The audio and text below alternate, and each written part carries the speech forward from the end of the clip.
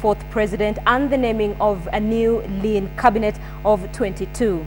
However, it is a tough balancing act for the president-elect and his deputy as they attempt to form an inclusive government incorporating allies who lost on March 4th.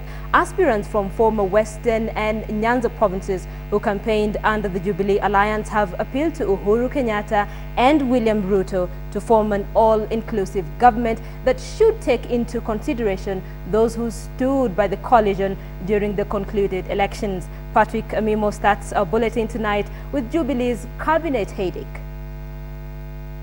President-elect Uhuru Kenyatta and Deputy President-elect William Ruto are expected to have their cabinet ready by Wednesday next week. There is a heightened lobbying by those who lost in the elections to be appointed in cabinet and or other plum government jobs. Uhuru and Ruto's headache will be how to reward some close allies like Charity Ngilu, Najib Balala, Chirau Mwakwere, Professor Sam Ongeri, Robinson Githai and Samuel Poisio, who campaigned under the Jubilee Alliance but lost. And even before the task of forming a cabinet is done, politicians from Nyanza who vied for the positions of governor, senator and National Assembly are pushing for consideration. He has just nominated one of the youngest women senator from our region. So we are optimistic that more good things are coming. We don't expect to be sidelined. Nyanza is not in the opposition. There is a party or there are parties that are in the opposition. They are concerned that some politicians who campaigned against the Jubilee Alliance in Nyanza have started warming up to the Jubilee Alliance in what they suspect could be a scheme to get top government jobs. The people are saying, let President-elect Excellency Uhuru Kenyatta, Excellency Deputy President-elect Honorable William Ruto, and other elected leaders, and even not elected leaders, to come to Nyanza. There is actually no vacuum in Jubilee Nyanza for other people to jostle and think that they are actually coming to grab. Interestingly, leaders from former Western Province who campaigned for seats under the Jubilee Alliance and lost also want to be considered for top government positions. We decided to stick with DNA as the entire Jubilee in Western Province. It is therefore very, very contemptuous of everybody for these other parties that never saw our foresight to come on board and be given opportunity. They should know that there were people, or women who are completely behind the TNA, and they work very hard, spend a lot of money, and abuses. Therefore, they deserve to have a place in the government.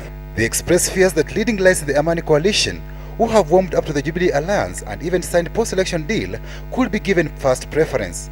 It will be interesting to see how Uhuru and Ruto makes a balancing act as they bend over backwards to accommodate in government those who lost the elections.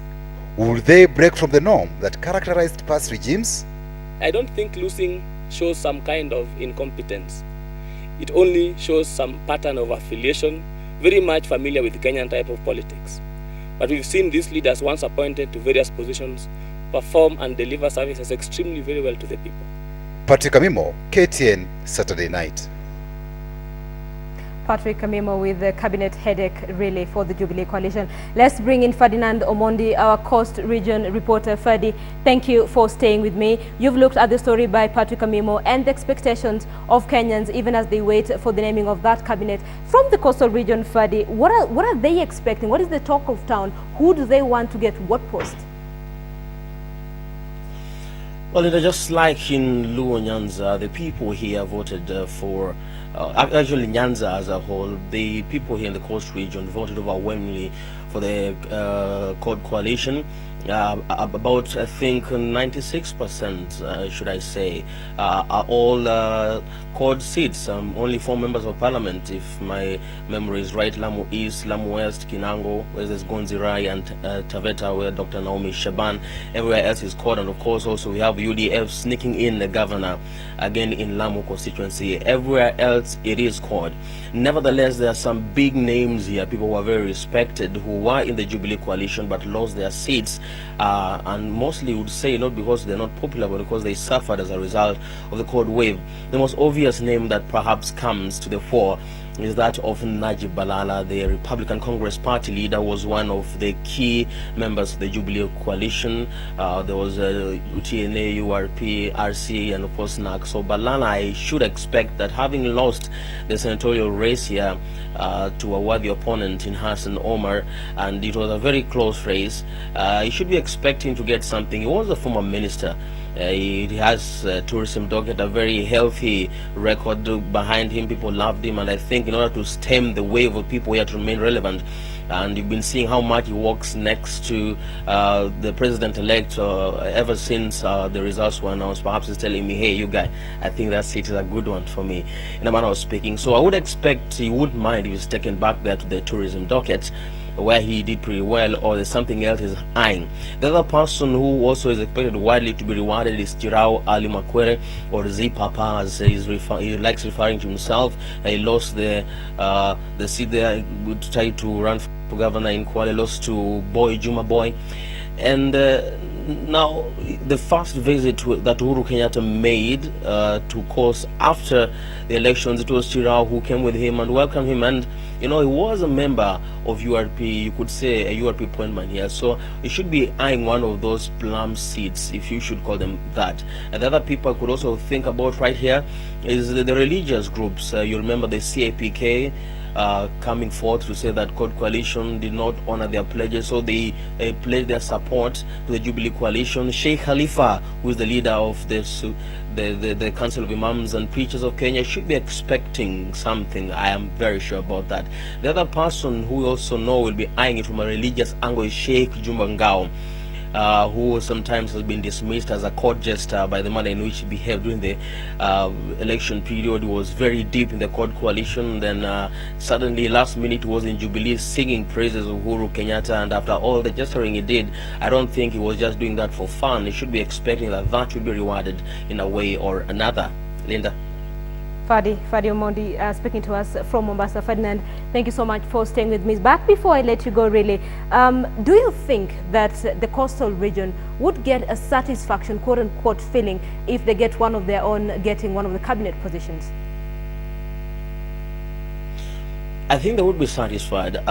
You know, what the Jubilee Coalition and President-elect has actually done after it was confirmed, the leader, even before it was confirmed by the Supreme Court as the duly elected president, he came to the coast region, his first ever visit. And he's reaching out to people who did not vote for him. Even the Deputy President-elect William Ruto said, you know, I know you people did not vote for me. That's when they came to visit the projects in Kwale there. You did not vote for us, but we shall make sure that we form an all-inclusive government, so that in the next 5 years we will work for you, that in the next 5 years you vote for us. So I fully expect that there will be quite a few appointments from the coast region. Already a lady-nominated senator from the coast region, TNA, has already gone to the house over there. So I'm expecting 1 or 2 appointments to be in the consideration. We also have Nomi Shaban, who has been touted as a woman. She is a member of parliament as well. But you know, perhaps for a ministerial position, the cabinet position, she might consider scaling up, if you will call it that. Though the risk there is that that might mean that Jubilee might lose the Taveta seat, because it's a very close race, and that area is largely considered cord. So if they play that card, they must devise a good strategy to retain that seat, and that might also include dangling some cards. I was leaving one other name, Linda, and that is Anania Mwaboza, another URP appointment, vied in Kisauni, lost, but he was formerly been an assistant minister. He knows what power is like. He stayed in Jubilee Coalition. He should be expecting something as well. Okay, Ferdinand Omondi speaking to us from Mombasa. Ferdi, thank you very much. Ferdinand Omondi giving us an insight of what the coastal region expects, even as the country awaits the naming